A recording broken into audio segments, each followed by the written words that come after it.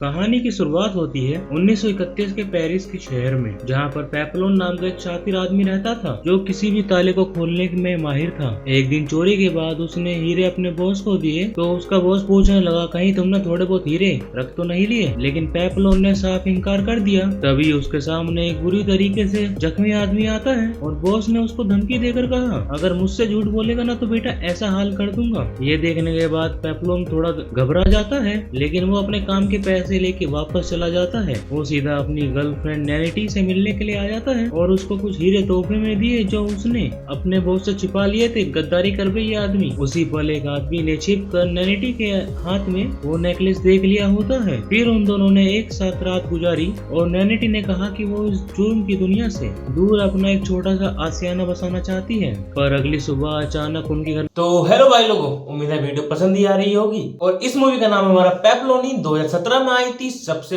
Best story वाली movie लगी मुझको, क्योंकि इसमें होता क्या है ना, बंदा चोरी करता है, उसका बॉस उसको फंसाता है और बाकी कहानी आप आगे जान ही जाओगे। चैनल पे नए हो तो सब्सक्राइब, वीडियो को लाइक जरूर करना। पुलिस आ जाती है और उन्होंने पेपलोन पर उसी आदमी के कत्ल का इल्जाम लगा दिया जिसको उसके बॉस ने पीटा था। पेपलोन ने उन्हें समझाने की कोशिश की कि वो बेगुनाह है, लेकिन पुलिस वाले उसको जबरदस्ती गिरफ्तार करके ले गए। पेपलोन समझ गया था कि ये पुलिस वाले उसकी कुछ भी नहीं सुनने वाले, साले घूसखोर आदमी है ये लोग, इसलिए उसको इस जेल से भागना ही होगा। इसके बाद पेपलोन ने जुलोट नाम के एक आदमी से दोस्ती की। जुलोट ने उसे बताया कि यहाँ से भागने के लिए बहुत सारे पैसों की जरूरत है। उसने फिर डेगा नाम के एक कैदी की तरफ इशारा किया, ये तुम्हारी मदद कर सकता है। असल में डेगा के पास बहुत ही ज्यादा रुपया था, लेकिन एक दिन वो फिर नकली नोट बनाता पकड़ा गया। खैर फिर सभी कैदियों को कश्ती के जरिए पीनल नाम की एक कॉलोनी जेल में भेज दिया। जब रात हुई तो पेपलोन ने डेगा से कहा, मैं पैसों के बदले में जेल में तुम्हारी सुरक्षा कर सकता हूँ, लेकिन डेगा ने उसका ऑफर ठुकरा दिया। उस रात सोते समय डेगा ने देखा कि किसी ने उसके साथ सो रहे कैदी का बेरहमी से कत्ल कर दिया है, क्योंकि उसने पेट में अपने पैसे छुपा रखे थे। ये देखकर डेगा बुरी तरीके से डर जाता है और अगली सुबह उसने पेपलोन की शर्त मान ली।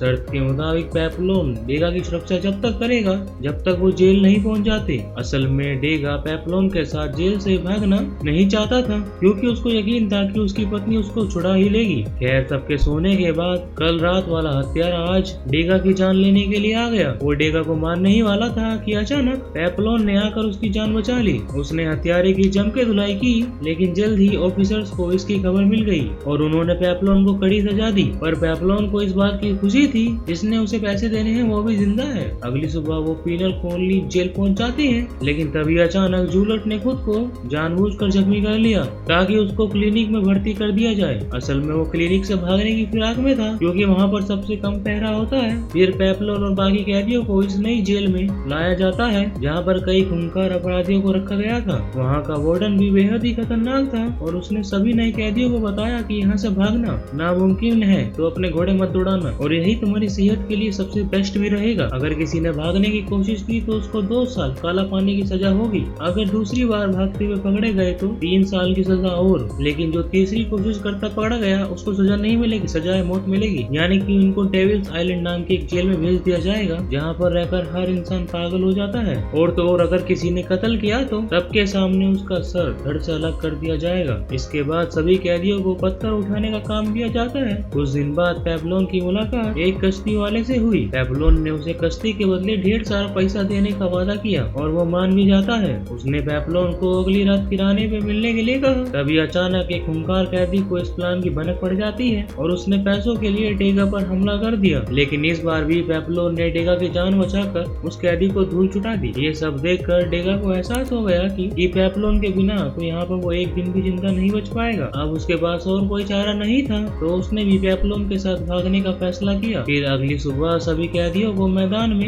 इकट्ठा किया गया। असल में जूलोट ने भागने की कोशिश में 2 गार्ड्स की हत्या कर दी थी। कुछ ही पलों में उसका सर धड़ से अलग करके उसको मौत के घाट उतार दिया गया। उसको देखकर वहाँ मौजूद सभी कैदी रूह कांप जाती है। उसके बाद वार्डन ने पेपलोन और डेगा को जूलोट की लाश शमशान घाट में ले जाने के लिए ऑर्डर दिया, लेकिन रास्ते में अचानक डेगा उल्टियाँ करने लगता है, क्योंकि उसने आज तक कोई लाश तलाशी नहीं देखी थी। तो पेप्लोन ने उसको समझाने की कोशिश की, लेकिन कोई भी फायदा नहीं हुआ। तभी वहाँ पे एक गार्ड ने वहाँ पर आकर डेगा को एक लाश उठाने के लिए कहा, लेकिन जब डेगा नहीं माना तो वो डेगा पर कोड़े बरसाने लगे। लेकिन पेप्लोन से ये सब कुछ नहीं देखा गया, इसलिए उसने गुस्से में एक पत्थर उठाकर गार्ड के सर पर दे मारा। इसके बाद वो वहाँ से भाग निकला, लेकिन बेचारा डेगा तो डर के मारे हिल भी नहीं पा रहा था। खैर रात को पेप्लोन नदी किनारे किश्ती वाले के पास पहुँच जाता है। जब पेप्लोन ने उससे कश्ती मांगी तो वो आदमी जोर जोर से हंसने लगता है। पेप्लोन ने मुड़ के देखा कि गार्ड ने उसको चारों ओर से घेर लिया था। तब ये खुलासा होता है कि ये बोट वाला आदमी ही वार्डन को भागने वालों की खबर देता है। इसके बदले में उसको काफी सारे पैसे भी मिलते थे। जल्दी पेप्लोन को जेल में वापस लाया गया। वहाँ वार्डन ने बताया कि जिस गार्ड को उसने पत्थर मारा था वो जिंदा बच गया है, इसलिए पेप्लोन को मौत की सजा तो नहीं होगी, लेकिन भागने के जुर्म में उसको दूसरे टापू पर काला पानी की सजा काटनी होगी। जब पेप्लोन वहाँ पहुँचा तो वहाँ का माहौल देखने के बाद उसकी रूह कांप जाती है, किसी की भी कांप जाएगी। पिछली जेल में कैदी कम से कम इधर उधर तो घूम पा रहे थे, लेकिन यहाँ उसको एक छोटे से कमरे में कैद कर दिया था, वो भी बिना कोई आवाज किए। यहाँ तक तो इस जेल में खुद से भी बात करना एक सबसे बड़ा गुनाह था। इसके अलावा उसे खाने के नाम पर एक बेकार सा सूप मिलता था, लेकिन अचानक खाने में उसको एक दिन नारियल मिलता है। उसके अंदर एक कागज का टुकड़ा भी था जिस पर उसे लिखा था कि उसको अब रोज नारियल मिलेंगे। पेप्लोन समझ गया कि ये जरूर डेगा की तरफ से है। इसी तरह कुछ हफ्ते बीत गए, लेकिन जल्द ही वार्डन को इसकी भनक लग गई, इसलिए उसने गुस्से में उस गार्ड को मार डाला और जो पेप्लोन को खाना देने के लिए जाता था। इसके बाद उसने पेप्लोन से पूछा कि इसके पीछे किसका हाथ है, लेकिन पेप्लोन ने कोई भी जवाब नहीं दिया। तब वार्डन ने गुस्से में कहा कि अब से उसे आधा कटोरा सूप ही मिलेगा। इसी तरह एक महीना बीत जाता है और खाने की कमी की वजह से पेप्लोन सूख कर काटा हो गया था। एक दिन वार्डन अचानक उसके लिए स्वादिष्ट खाना लेकर आया और उससे नारियल बेचने वाले का नाम पूछा, लेकिन इस बार भी पेप्लोन ने मुंह नहीं खोला। तब गुस्से में आकर वार्डन ने उसे बाकी की सजा अंधेरे में काटने का हुक्म दिया। अब पेप्लोन की हालत बद से बदतर हो गई थी, ना उसको ढंग का खाना मिलता और ना ही वो किसी से बात कर सकता था। अब अंधेरे की वजह से तो उसको आसपास की चीजें भी नहीं दिखाई दे रही थी। जल्दी अकेलेपन और भूख की वजह से उसकी दिमागी हालत बिगड़ने लगी। अब वो इतना कमजोर हो गया कि हिल भी नहीं पा रहा था, इसलिए उसको हॉस्पिटल ले जाना पड़ा। इत्तेफाक से डेगा भी अब उसी जेल में काम करने लगा था। पिछले एक साल में उसने वार्डन का भरोसा जीत लिया था। एक दिन डेगा पेप्लोन से मिलने के लिए आया और तब उसको पता चला कि पेप्लोन तो बस पागल होने का नाटक कर रहा था। वो जानता था कि इस तरह वो आम जेल में वापस लौट सकता है। इसके बाद वो दोबारा से जेल से भागने का प्लान बनाने लगते हैं, लेकिन इस बार इन्होंने 2 और कैदियों की मदद लेने का प्लान बनाया। पेप्लोन ने सेलियर नाम के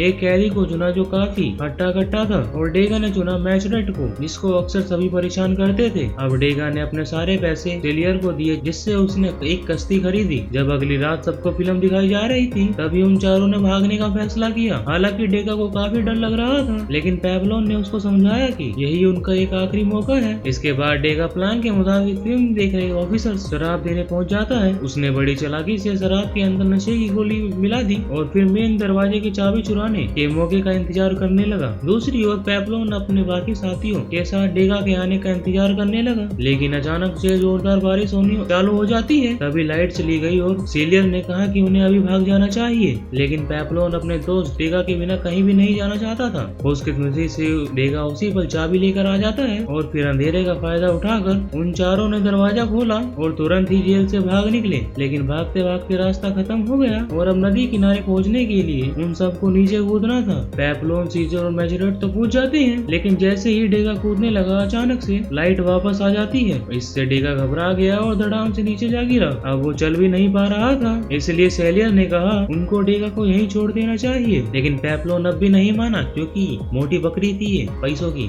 उसने मैचरेट के साथ मिलकर जख्मी डेगा को अपने कंधे पे लांग लिया। वो सभी किनारे तक पहुंच गए जहाँ पर एक कश्ती उनके लिए तैयार खड़ी थी। वो चारों बिना समय गवाए कश्ती में बैठे और समुद्र में आगे बढ़ गए। कुछ घंटों बाद जब सूरज उगा तो सेलियर को एहसास हुआ कि वो अभी तक ज्यादा दूर नहीं आए थे। तब उन्होंने हिसाब लगाया कि कश्ती काफी छोटी है और ये 4 लोगों का भार तो नहीं उठा सकती, और साथ ही एक भयंकर तूफान उनकी ओर तेजी से बढ़ने लगा था। अब उनके पास समय बहुत कम था, इसलिए सेलियर ने अपनी ताकत के दम पर मैचरेट को समुद्र में धकेल दिया और फिर उसने डेगा पर हमला किया। लेकिन पेप्लोन उसके रास्ते में आ गया और दोनों एक दूसरे से लड़ने लगे। सेलियन पेप्लोन से काफी हट्टा कट्टा था और उसको मारने ही वाला था कि एंड वक्त पे डेगा ने उनकी पीठ पर छुरा घोंप कर उसकी हत्या ही कर दी। इसके बाद उन दोनों ने मिलकर सेलियर को कश्ती से बाहर फेंका और मैचरेट को वापस से ऊपर खींच लिया। लेकिन खुशी भलो में वो तूफान के चपेट में आ गए और चारों ही तरफ अंधेरा हो गया। और जब उनकी आंख खुली तो वो सब एक टापू पर थे। असल में टापू के कुछ लोगों ने उन्हें समुद्र में बहते हुए देखा और उनकी जान बचा ली। तभी एक नन ने वहाँ पर आकर पेप्लोन को बताया कि ये टापू कोलंबिया में है। शाम को पेप्लोन ने डेगा से कहा कि उनको जल्द से जल्द यहाँ से निकलना चाहिए, लेकिन डेगा ने कहा अगर वो जाना चाहता है जा सकता है, मैं रोकूंगा नहीं, क्योंकि अब उनकी डील खत्म हो चुकी है। क्योंकि असल में वो भाग भाग कर थक चुका था। अब वो आराम से अपनी जिंदगी किसी एक जगह पर बिताना चाहता था। फिर पेप्लोन मेचोरेट के पास गया, लेकिन वो भी टापू की लड़कियों पे लट्टू हो चुका था। आखिरकार पेप्लोन ने अकेले ही वहाँ से जाने का फैसला किया, लेकिन तभी अचानक उसकी नजर कुछ ऑफिसरों पे पड़ी और वो समझ गया कि उस चालाक नन ने इनकी खबर वार्डन को दे दी है। अब पेप्लोन ने फटाफट जाकर डेगा को उठाया, लेकिन उसी पल ऑफिसर्स ने उन्हें पकड़ लिया। लेकिन तभी उन्होंने मेचोरेट को पकड़कर गोली मार दी और आखिरकार पेप्लोन और डेगा को गिरफ्तार करके एक बार फिर से जेल भेज दिया गया। इसके 5 साल बाद हम देखते हैं कि पेप्लोन काला पानी की सजा पूरी कर ली थी और अब उसको डेविल्स आइलैंड जेल में भेजा जा रहा था। लेकिन वहाँ पर जाके पेप्लोन हैरान रह गया, क्योंकि डेगा भी वहीं पर ही कैद था। असल में उसने ऑफिसर की शराब में नशे मिलाया था, इसलिए उसे तो पहले ही डेविल्स आइलैंड में भेज दिया था। एक दूसरे को पूरे 5 साल बाद देखकर वो दोनों काफी खुश हुए। फिर दोनों शाम को एक समुद्र किनारे बैठे थे। फिर पेप्लोन को एक आइडिया आता है। उसने डेगा से कहा कि अगर वो एक छोटी सी राफ्ट बनाए तो ये समुद्र की लहरें उन्हें खुद में खुद दूर पहुंचा देंगी। पर डेगा ने कहा कि भाई देख, जो तुझको करना है तो कर ले, मैं तेरे साथ नहीं चलूंगा। वो पिछले 5 साल से यहाँ पर शांति से जिंदगी गुजार रहा था और तो और उसकी पत्नी ने भी किसी और से शादी कर ली थी, इसलिए उसको वापस लौटने में अब कोई खास इंटरेस्ट भी नहीं था। लेकिन फिर भी उसने नारियल से राफ्ट बनाने में पेप्लोन की मदद की। अगले सुबह दोनों दोस्तों ने एक दूसरे को गुड बाय किया और फिर पेप्लोन राफ्ट समुद्र में फेंककर उस पर कूद जाता है। खुदकिस्मती से उसका प्लान कामयाब रहा और लहरें उसको दूसरी ओर ले जाने लगी। उसको जाते देख डेगा की आंखों में भी आंसू आ गए। और इसी के साथ मूवी की स्टोरी भी खत्म होती है। जिसको पसंद आई है स्टोरी, प्लीज वीडियो को लाइक, चैनल को सब्सक्राइब जरूर करना। Thank you for watching.